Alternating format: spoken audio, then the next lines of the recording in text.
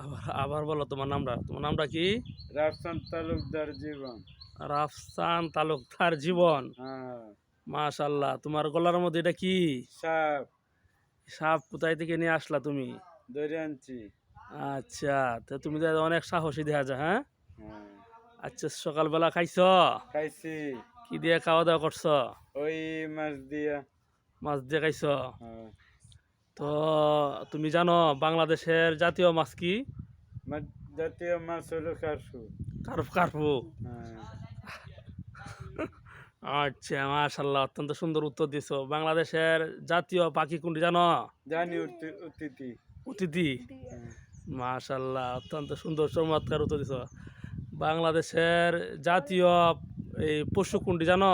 জানি কুরকুস। কুরকুস। হ্যাঁ। আচ্ছা, মাশাল্লাহ। বাংলাদেশের জাতীয় ফল কোনটি? এই আঙ্গুর। আঙ্গুর।